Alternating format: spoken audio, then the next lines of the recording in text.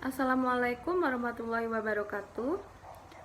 Perkenalkan, nama saya Rifa Nuri Asmarani, NIM 18.00005045, Prodi PGSD.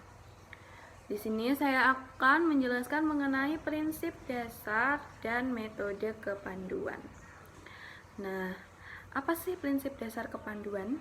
Nah, prinsip dasar kepanduan yaitu pengalaman akidah Islamiyah, kemudian pembentukan dan pembinaan akhlak mulia menurut ajaran Islam, kemudian pengamalan kode kehormatan pandu. Nah, setelah itu apa saja metode kepanduan? Nah, yang pertama ada pemberdayaan anak didik lewat sistem bergu, kemudian kegiatan dilakukan di alam terbuka, kemudian pendidikan dengan metode yang menarik, menyenangkan, meningkatkan, dan menantang. Setelah itu penggunaan sistem kenaikan tingkat dan tanda kecakapan, dan sistem kesatuan dan kegiatan terpisah antara pandu putra dan pandu putri. Nah, ada juga kode kehormatan pandu Hizbul Waton. Nah, kode kehormatan yaitu norma-norma seorang pandu baik saat kegiatan latihan pandu maupun kegiatan sehari-hari. Nah, kode kehormatan adalah bagian dari metode kepanduan, bukan pengganti metode sumber pendidikan yang harus diterapkan pelaksanaannya dengan tanpa meninggalkan ciri khas kepanduan. Nah, kode kehormatan pandu bagi pandu yang tidak patuh pada janji dan undang-undang pandu selalu merasa bersalah sehingga timbul perasaan bahwa dia melanggar meskipun tak ada sanksi. Pengucapan janji didahului dengan 2 kalimat syahadat serta artinya nahi mungkar dan tajid. Nah, janji pandu. 1. Setia mengajarkan kewajiban saya terhadap Allah, undang-undang, dan tanah air. 2. Menolong siapa saja semampu saya. 3. Setia menaati undang-undang pandu HW. Nah, undang-undang atfal yaitu 1. Atfal itu selalu setia dan berbakti kepada ayah dan bunda. 2. Atfal itu selalu berani dan teguh hati. Nah, kemudian undang-undang pandu Hizbul Waton. 1. Pandu Hizbul Waton itu dapat dipercaya. 2. Pandu Hizbul Waton itu setia dan teguh hati. 3. Pandu Hizbul Waton itu siap menolong dan wajib berjasa. 4. Pandu Hizbul Waton itu suka berdamai dan persaudaraan.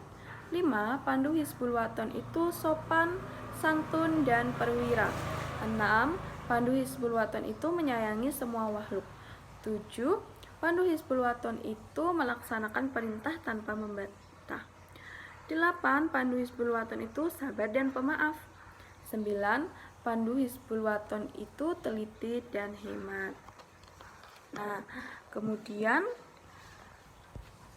yang ke-10, Pandu Hizbul Waton itu suci dalam hati, pikiran, dan perkataan.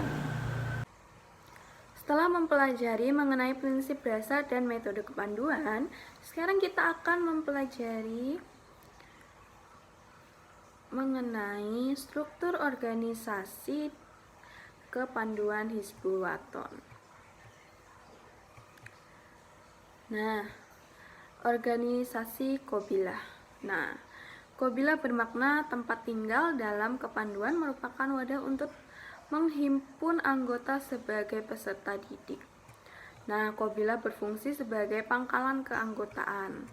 Anggota putra dan putri dihimpun dalam satuan Qabilah terpisah yang dipimpin masing-masing dengan anggota dewasa sejenis. Qabilah sebagai pangkalan di desa, kampung, lingkungan masjid, lingkungan pondok pesantren, lingkungan lembaga pendidikan. Nah, Qabilah lengkap terdiri dari rumpun atfal, 1 pasukan pengenal, 1 kerabat penghela, sab 1 kafilah, dan penuntun. Kemudian, setiap kelompok dibagi menjadi kelompok kecil dengan menggunakan sistem bergu. Yang pertama, anggota usia 7-10 tahun disebut atfal, dikelompokkan disebut kuntum. 4. Kuntum bergabung menjadi satu disebut rumpun. Kemudian yang kedua, anggota usia 11-15 tahun disebut pengenal. 6-10 pengenal bergabung disebut regu. Kemudian regu bergabung menjadi satu disebut pasukan. Kemudian ada yang ketiga, anggota usia 16-20 tahun disebut penggela.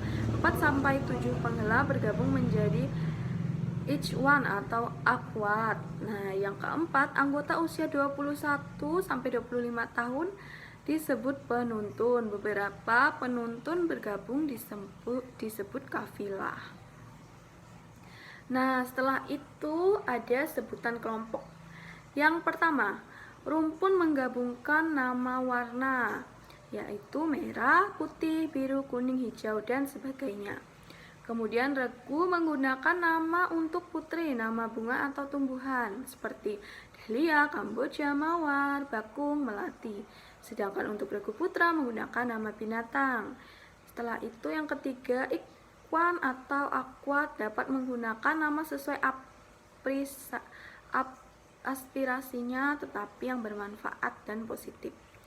Kemudian yang keempat, qabilah dapat menggunakan nama-nama tokoh baik tokoh persyarikatan maupun tokoh nasional tetapi yang sudah meninggal. Kepemimpinan. Nah, atfal yang pertama, satu kuntum dipimpin oleh salah satu anggota dibantu seorang wakil pemimpin. Kedua, seluruh pemimpin kuntum dan wakil pemimpin kuntum dihimpun dalam satu dewan, disebut dewan rumpun.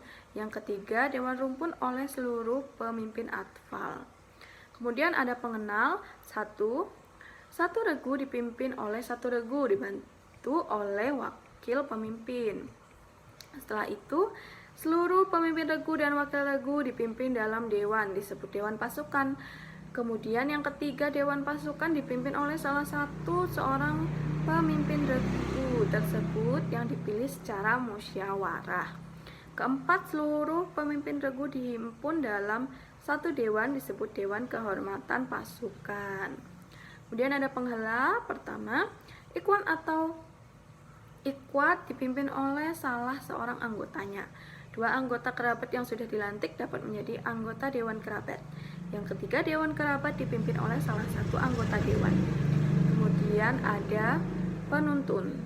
Satu, penuntun karena sudah dewasa maka mereka tidak dikelompokkan dalam kelompok kecil. Nah, mereka merupakan satuan kegiatan. Yang kedua, seluruh pemimpin regu dan wakil regu dihimpun dalam dewan, disebut dewan pasukan.